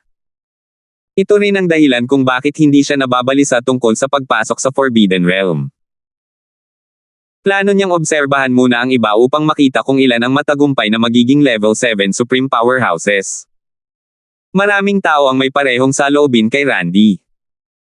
Ang mga nagmamadali ay iyong mga katulad ni Old Mold na walang kumpiyansa na makakaligtas sa kanyang susunod na Heavenly Tribulation. Pagkatapos umalis sa Asher Cloud Saint Sect, nakatanggap si Randy ng maraming mensahe mula sa kanyang mga kakilala. Katulad ni Old Mold, hiniling nila sa kanya na ipaalam sa kanila kung nahanap niya ang pasukan sa Heaven Traversing Pagoda. Nangako rin sila na gagawin din nila iyon kung nahanap nila ito. Natural lang na pumayag siya. Sa mga mensahe, medyo nagulat si Randy sa isa sa mga ito. Ito ay mula sa isang santo na ang seniority ay medyo mas mataas kaysa sa kanya. Little Hale, ipaalam mo sa akin kung nahanap mo na ang pasukan papunta sa Heaven Traversing Pagoda. Ang kabilang panig ay naging isang santo halos kasabay ng panahon ni Old Mold. Muntik na siyang mamatay noong kanyang Heavenly Tribulation 2,000 taon na ang nakalilipas, at malamang na hindi pa siya nakakagaling mula sa kanyang mga pinsala. Hindi inaasahan ni Randy na ang kabilang panig ay personal na lalabas upang hanapin ang pasukan patungo sa Heaven Traversing Pagoda. Matandang Wang, gumaling na ba ang mga sugat mo? Maaari kayang gumaling na siya mula sa kanyang mga pinsala. Kung hindi, paano siya makakapasok sa pagoda para makuha ang Heaven Protection Talisman na tutulong sa kanya na harapin ang Fatal Heavenly Tribulation? Hindi pa ako nakakabawi, sabi ng kabilang panig na may bahid ng kawalan ng magawa, isang matandang kaibigan ang humingi ng tulong sa akin tungkol sa kinaroroonan ng pasukan ng pagoda. Ako ang nagtatanong para sa kanya. Tutal, hindi naman ako sabik na pumasok sa Heaven Traversing Pagoda. Little Hale, ipapaalam ko rin sa iyo kung mayroon siyang anumang palatandaan tungkol sa pasukan ng Heaven Traversing Pagoda. Muntik nang mapatay si Matandang Wang dahil sa Heavenly Tribulation 2,000 taon na ang nakalilipas at hindi pa rin gumagaling mula sa kanyang mga pinsala. Imposibleng gumaling siya sa loob lamang ng ilang libong taon. Kaya naman, kahit alam niya ang lokasyon ng pasukan sa Heaven Traversing Pagoda, hindi pa rin siya maglalakas loob na pumasok dito. Kailangan niyang maghintay hanggang sa gumaling ang kanyang mga pinsala. Tutal, mababa na ang kanyang pagkakataong makuha ang Heaven Protection Talisman ngayong nasugatan na siya. Hindi lang iyon, maaaring lumala pa ang kanyang mga pinsala kung pabaya siyang pumasok sa pagoda. Hindi niya kayang sumugal. Sige, Matandang Wang. Noong una, inakala ni Randy na gumaling na si Matandang Wang mula sa kanyang mga pinsala dahil sa isang hindi inaasahang engkwentro. Lumalabas na kaibigan lang pala ang hinahanap ni Matandang Wang. Katulad ni Randy, maraming Saints at Saint Rank forces ang nagsimulang kumilos. Ang ilan ay gustong mahanap ang pasukan para sa kanilang sarili at ang ilan ay tumutulong sa iba na hanapin ito. Ang Heaven Traversing Pagoda ay nakatayo sa ibabaw ng dagat tulad ng dati kahit na lumitaw na ang iba pang mga pasukan. Maaari pa ring makapasok sa pagoda mula rito. Talagang walang pinalampas na pagsisikap ang langit sa pagkakataong ito. Hindi lang ito nagbukas ng mahigit 30 pasukan papunta sa pagoda, kundi dadalhin din ito ang iba pa sa isang mundo. Hindi ba't para pigilan ko silang patayin pagkatapos nilang umalis sa pagoda? Sabi ni Berting habang malamig na kumikislap ang kanyang mga mata. Hindi rin natuwa si Alvin gaya ni Berting sa pinakabagong balita. Kararating lang niya mula sa Crimson Demon Ridge. Bago pa man lumitaw ang pinakabagong teksto mula sa langit, hindi niya inakalang makikita niya ulit si Berting ng ganito kaagad pagkatapos nilang maghiwalay. Sa pagkakataong ito, biglang may naisip si Alvin. Gumaan ang ekspresyon ng kanyang mukha, at sinabi niya nang may bahagyang ngiti sa kanyang mukha, "Guro, kalimutan mo na yan. Sa ugali mo, hindi mo talaga sila papatayin ng walang mabuting dahilan kahit hindi ito ginawa ng langit." Alam ni Alvin na si Berting ay hindi isang taong basta-basta pumapatay. Bukod dito, ang kanilang galit ay dahil sa kawalan ng katarungan ng langit. Hindi ibinubuhos ni Berting ang kanyang galit sa mga saint at sa mga World Supreme Powerhouse. Tutal, ang mga Saint at World Supreme Powerhouse ay mga payon lamang ng langit. Patuloy na sinabi ni Alvin, pareho tayong dumanas ng maraming paghihirap para makarating sa kinalalagyan natin ngayon. Kung mas maraming tao ang magiging level 7 Supreme Powerhouses, tiyak na mag-uudyok ito sa atin na umunlad, tama ba? Bago pa makasagot si Berting, biglang nakatanggap si Alvin ng mensahe mula kay Cyrus, ang Palace Master ng Golden Dragon Palace ng Jade Tide Heavenly Mansion. Si Lord Darfield, ang santo mula sa ating Jade Tide Heavenly Mansion. Si Old Mold, ay kailangang pumasok agad sa Heaven Traversing Pagoda. Alam kong may mga bagong pasukan na lumitaw, pero maaari mo ba siyang payagan na pumasok sa pangunahing pasukan? Matapos ang tagumpay ni Alvin, ito ang unang pagkakataon na kinausap siya ni Cyrus. Ang paraan ng pakikipag-usap niya kay Alvin ay lubos ding nagbago. Medyo pamilyar siya kay Alvin, at nakasama na rin niya si Alvin sa God-defying world. Dahil dito, alam niya na si Berting, na nagbabantay sa Heaven Traversing Pagoda, ay ang Panginoon ni Alvin. 4,571. Matandang Dolan, napakaswerte mo. Malinaw na malinaw kay Cyrus ang kanyang mga intensyon sa voice transmission. Si Old Mold, ang pinakamataas na makapangyarihang nilalang ng Jade Tide Heavenly Mansion, na hindi alam ng maraming tao ang pag-iral, ay sabik na pumasok sa Heaven Traversing Pagoda at makuha ang Heaven Protection Talisman upang ipaglaban ang kanyang kaligtasan. Noong nasa Jade Tide Heavenly Mansion si Alvin, narinig niya ang tungkol kay Old Mold. Marami ang nag-akala na patay na siya, at alam ng ilan na buhay pa siya, namumuhay ng mag-isa habang binabantayan ang Jade Tide Heavenly Mansion. Sa mensahe ni Cyrus, nalaman niya na malapit na ang katapusan ng buhay ni Old Mold. Kung hindi lilito ang Heaven Traversing Pagoda, malamang na mamamatay si Old Mold sa kanyang nalalapit na minsan sa 10,000 taong Heavenly Tribulation. Nang lumitaw ang Heaven Traversing Pagoda, at hinarangan ni Berting ang pasukan, tanging ang Jade Tide Heavenly Mansion lang ang naitutulong ni Old Mold. Tutal, natatakot siya sa lakas ni Berting. Kalaunan, nalaman niya si Alvin, na sumali sa Jade Tide Heavenly Mansion, ay disipulo ni Berting. Dahil dito, hiniling niya kay Cyrus na kontaken si Alvin, umaasang tutulungan siya ni Alvin na makapasok sa Heaven Traversing Pagoda. Nang panahong iyon, hindi mahanap ni Cyrus si Alvin sa Outer Boundary at sa God-defying world. Kaya naman, wala siyang ibang magawa kundi magpadala ng mensahe kay Berting. Gayunpaman, hindi sumang-ayon si Berting dahil hindi siya sigurado kung nagsisinungaling si Cyrus tungkol sa koneksyon niya kay Alvin. Sinabi niya kay Cyrus na pag-uusapan nilang muli ang bagay na ito pagkatapos makausap ni Cyrus si Alvin. Ngayong naiparating na ni Alvin ang mensahe ni Cyrus kay Berting, umiling siya at nakangiting sinabi, nagpadala rin siya sa akin ng mensahe noon. Sinabi niya na may koneksyon ka sa Jade Tide Heavenly Mansion at tinanong kung maaari kong payagan ang kanyang nakatatanda na pumasok sa pagoda. Hindi ako sigurado kung nagsisinungaling siya kaya hindi ako pumayag at hiniling ko sa kanya na kontaken ka na lang. Ngumiti ng mapait si Alvin. Hindi inaasahan, si Cyrus, ang Palace Master ng Golden Dragon Palace, ay tinatrato na parang sinungaling ng kanyang amo. Nagpatuloy si Berting sa pagsasabing, dahil kilala mo na sila, sabihin mo sa kanya na tawagin ang matandang iyon. Ngayong napakaraming pasukan sa pagoda, imposibleng pigilan natin ang lahat sa pagpasok sa pagoda. Bukod dito, hindi ko kailanman naisip na pumatay ng mga tao nang walang pinipili. Wala talaga akong lakas para gawin ang ganoong bagay. Hindi ko binantayan ang pagoda para galitin ang mga taong iyon. Hindi rin ako nag-aalala na mayroon silang lakas na maihahambing sa akin. Sa buhay ko, hindi ako kailanman natakot sa kompetisyon. Binantayan ko lang ang pagoda dahil hindi ako nasiyahan sa langit. Para saan ang lahat ng aking mga paghihirap kung bibigyan ng langit ang lahat ng shortcut? Matapos marinig ang mga salitang ito, alam ni Alvin na ang kanyang Panginoon ay hindi nagbago kahit ilang taon na ang lumipas. Nanatili pa rin ang kanyang Panginoon sa kanyang mga prinsipyo at hindi natatakot sa kompetisyon. Ipapasa ko na ang mensahe, tango ni Alvin. Pagkatapos, nagpadala siya ng mensahe kay Cyrus, na nagsasabing, Maestro ng palasyo, hindi mo na kailangang maging magalang sa akin. Hindi mo na kailangang tawagin akong Panginoon. Sabihin mo lang sa santo na pumunta sa pagoda. Isa pa, may paraan ka para kontaken ang dalawang santo ng Asher Cloud Saint Sect, hindi ba? Sabihin mo sa kanila na maaari silang pumasok sa pangunahing pasukan kapag natapos na nila ang gawaing ipinagkatiwala ko sa kanila. Gusto ni Alvin na hikayatin ang dalawang saint mula sa Asher Cloud Saint Sect gamit ito.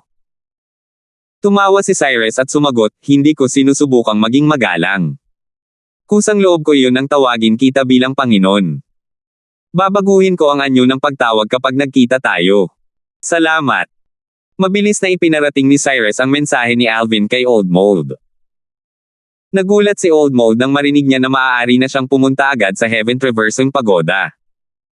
Napakadali lang ba nilang pumayag? Tanong ni Old Mold. Pagkatapos, maingat niyang sinabi, Cyrus, sigurado ka ba? Paano kung inaakit lang ako ni Alvin at ng kanyang Panginoon sa isang patibong? Ngumiti si Cyrus nang may pag-aalinlangan.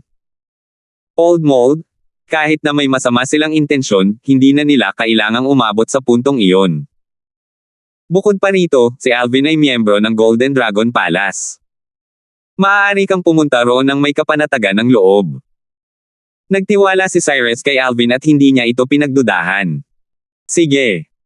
Naramdaman ni Old Mold na may katuturan ang mga sinabi ni Cyrus. Sa katunayan, ganoon din ang nararamdaman niya. Gusto lang niya ng kaunting kapanatagan. Hindi siya nag-aksaya ng oras at mabilis na nagtungo sa Heaven Traversing Pagoda sa itaas ng gitna ng dagat. Pamilyar na siya sa paglalakbay doon.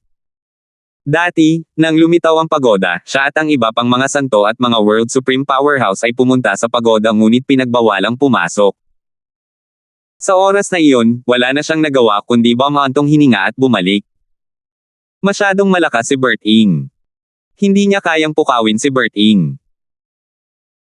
Matapos makausap si Old Mold, pinag-isipan ito ni Cyrus Dolan sandali bago siya bumulong sa sarili, dapat ay na-deactivate na ng Azure Cloud sa Insect ang kanilang voice transmission barrier ngayon, di ba? Mabilis na nagpadala ng mensahe si Cyrus sa kanyang matandang kaibigan, isang level 4 supreme powerhouse na halos kasing lakas ng isang demi-saint na may mataas na katayuan sa Azure Cloud sa Insect. Binati niya ang kabilang panig at ipinaalam ang mensahe ni Alvin. Alvin. Napasinghap kabilang panig sa hindi makapaniwala. Alam din niya ang tungkol sa pagpatay ni Alvin sa isang demi-saint mula sa Azure Cloud sa Insect at dalawang demi-saint mula sa angkan ng Fuller. Nabalitaan din niya kung paano nalampasan ng lakas ni Alvin ang dalawang saint ng Azure Cloud sa Insect. Gamit ang lakas ni Alvin, madali niyang malipol ang Azure Cloud sa Insect. Matandang Dolan, pamilyar ka ba kay Alvin? Tanong ng kabilang panig. Matagal nang hindi kinontak ni Cyrus ang kanyang matandang kaibigan kaya medyo nagulat ang kabilang panig sa kanyang mensahe. Medyo, sabi ni Cyrus bago niya ikinwento sa kabilang panig ang koneksyon niya at ng Jade Tide Heavenly Mansion kay Alvin bago pumasok si Alvin sa Forbidden Realm at nakaligtas sa Fatal Heavenly Tribulation. Matandang Dolan, napakaswerte mo talaga. Mayroon ka palang koneksyon sa taong iyon, naiinggit na sabi ng kabilang panig. Nagtanong siya, nga pala, ano ang relasyon ni na Alvin at Nicole, ang demi-saint mula sa angkan ng Darfield na pinamumunuan ng Jade Tide Heavenly Mansion. Hindi pamilyar kay Nicole ang dalawang santo ng Azure Cloud sa Insect, ngunit medyo pamilyar siya rito. Alam din niya na si Jian Han ay nabihag at nabilanggo sa Azure Cloud sa Insect, naghihintay sa pagdating ni Alvin. Matapos marinig ang nangyari, hindi mahirap para sa kanya na malaman na si Alvin ay tiyak na may magandang relasyon kay Nicole. Sumali si Alvin sa angkan ni Darfield noon at naging kapatid ni Nicole, sagot ni Cyrus. Noon, nilapitan ni Alvin si Cyrus at hiniling kay Cyrus na pangalagaan ang angkan ng Darfield. Nang panahong iyon, nalaman din niya ang tungkol sa relasyon ni Alvin sa angkan ng Darfield. Bakit mo tinatanong ang tungkol dito? Nagtatakang tanong ni Cyrus. Kaya noon ang nangyari. Ikinwento ng kabilang panig ang nangyari kay Cyrus. Ikinwento niya kay Cyrus ang nangyari sa teritoryo ng Azure Cloud sa Insect. Dahil hindi pa kumakalat ang balita, natural na walang kaalam-alam si Cyrus tungkol dito. Bumantong hininga siya habang bumubulong sa sarili, mukhang itinuturing niya talaga si Nicole bilang kanyang sinumpaang kapatid. Kasabay nito, nagpa siya si Cyrus na tretuhin ng mas mabait ang angkan ng Darfield sa hinaharap. 4,572. Ang unang mapanghamon ng pagoda na tumawid sa langit. Pagkatapos tapusin ang pag-uusap kay Cyrus, mabilis na nagpadala ng mensahe ang kaibigan ni Cyrus sa kanyang nakababatang tiyuhin, na direktang disipulo ni Randy, ang unang santo ng Azure Cloud Saint Sect. Mabilis na kinausap ng kabilang panig ang kanyang Panginoon. Si Cyrus mula sa Jade Tide Heavenly Mansion. Hinahanap ni Randy ang pasukan patungo sa Heaven Traversing Pagoda nang matanggap niya ang mensahe ng kanyang disipulo. Natural lamang na nagulat siya sa biglaang pagdating nito. Ang Jade Tide Heavenly Mansion ay may malalim na ugnayan kay Lord Darfield. Paano sila naging ganito kaswert? Labis na naiinggit si Randy sa Jade Tide Heavenly Mansion. Mabuti na lang at hindi nakalimutan ni Lord Darfield na isama kami ni Landon at payagan kaming gamitin ang pangunahing pasukan ng pagoda. Isa pa, hindi ako makapaniwala na si Lord Berting ang amo ni Lord Darfield. Ang paglitaw ng unang dalawang level 7 supreme powerhouses mula sa iisang mundo pagkatapos ng agwat sa kasaysayan ay labis ng nakakagulat. Mas nakakagulat pa na ang dalawa ay master at disciple. Pagkatapos noon, nalaman din ni Randy ang tungkol sa relasyon ni Alvin kay Nicole mula sa kanyang disipulo. Naisip niya na ang dalawang santo ng angkan ng Fuller, sina Jian Han, at Lian Storm ay tunay na naghahanap ng kamatayan sa pamamagitan ng pagpatay sa sinumpaang kapatid ng isang nakakatakot na tao. Kasunod nito, nagpadala rin ng mensahe si Randy kay Landon na naghahanap kay Lian Storm. Matapos sabihin kay Landon ang lahat, dagdag ni Randy, hindi mo na kailangang mag-alala tungkol sa Heaven Traversing Pagoda. Ituon mo lang ang pansin sa paghahanap kay Lian Storm. Ito ang iyong pangunahing prioridad. May nakita ka na bang mga palatandaan? Kailangan mo ba ng tulong ko? Matapos sabihin ni Landen na hindi niya kailangan ang tulong ni Randy, hindi na bumalik si Randy sa Azure Cloud Saint Sect. Bagamat hindi na niya kailangang hanapin ang pasukan para makapasok sa Heaven Traversing Pagoda at wala pa siyang planong pumasok sa pagoda, nagtungo pa rin siya sa Heaven Traversing Pagoda.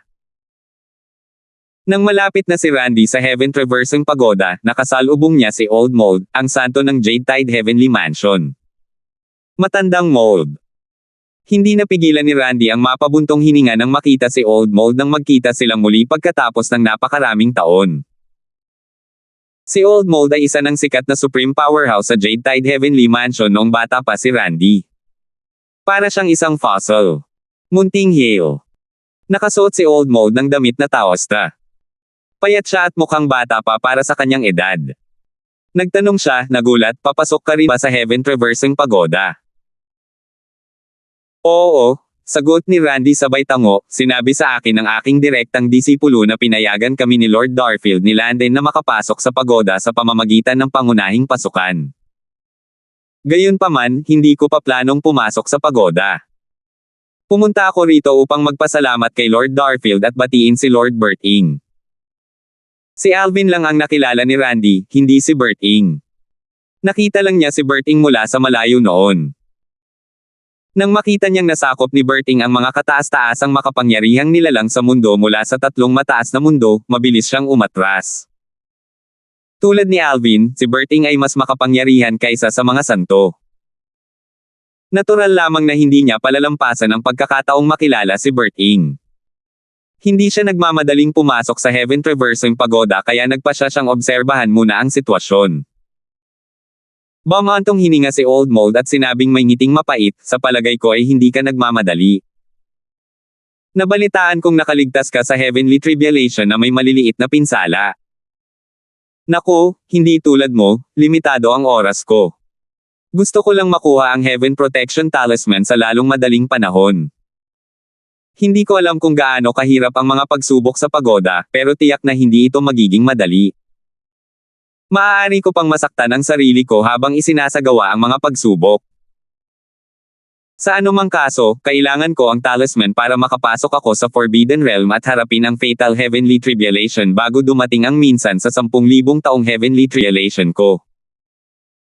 Kung makakaligtas si Old Mold sa Fatal Heavenly Tribulation, siya ay magiging isang Level 7 Supreme Powerhouse. Dahil dito, tataas ang kanyang lakas, at magiging madali para sa kanya na malampasan ang kanyang paparating na Heavenly Tribulation.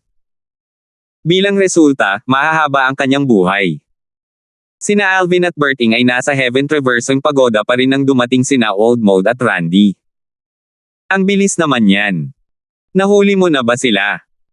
Nagulat si Alvin nang makita si Randy, inakala niyang mabilis niyang nabihag ang dalawang Demi-Saint. Panginoong Darfield, bati ni Randy kay Alvin bago niya sinabi, nahuli ko na si Jayan Han, at hinahanap ni Landen si Lian Storm. Hindi magtatagal at mahuhuli siya ni Landen. Pumunta lang ako rito para magpasalamat sa iyo sa pagpayag mong makapasok ako sa pagoda sa pangunahing pasukan. Wala lang yan. Isa pa, hindi magtatagal dito ang aking Panginoon. Aalis siya sa loob ng kalahating buwan, sabi ni Alvin.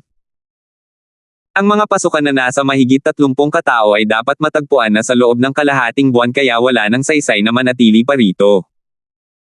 Sa pagkakataong ito, tumingin si Randy kay Berting at magalang na binati si Berting.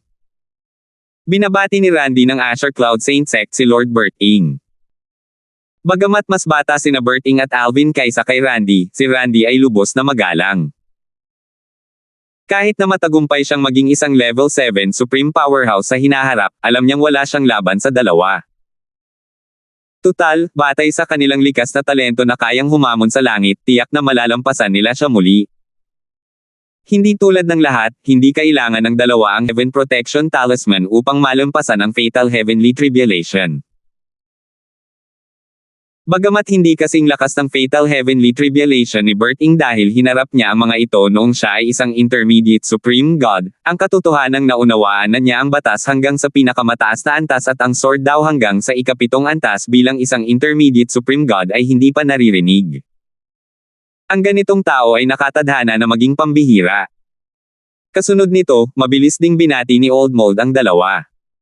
Binabati ni Meng Han sina Lord Darfield at Lord Berting. Katulad ni Randy, magalang din si Meng Han sa kanilang dalawa kahit na mas matanda siya. May koneksyon si Alvin sa Jade Tide Heavenly Mansion, pero alam ni Meng Han na ang koneksyon ay halos kay Cyrus. Wala itong gaanong kinalaman sa kanya. Nakausap ko na si Palace Master Dolan dati. Maaari ka nang pumasok sa pagoda, sabi ni Alvin sabay tango. Ito ang unang beses na nakita niya si Meng Han kaya natural lang na medyo malayo siya sa isa't isa. Sige, Berting. Nakikita niyang sabik na sabik si Meng Han na pumasok sa Heaven Traversing Pagoda. Dagdag niya nang may bahagyang ngiti sa kanyang mukha, ikaw ang unang taong papasok sa Heaven Traversing Pagoda. Salamat sa inyong pangunawa, mga Ginoo, sabi ni Meng Han, halos hindi mapigilan ang kanyang pananabik.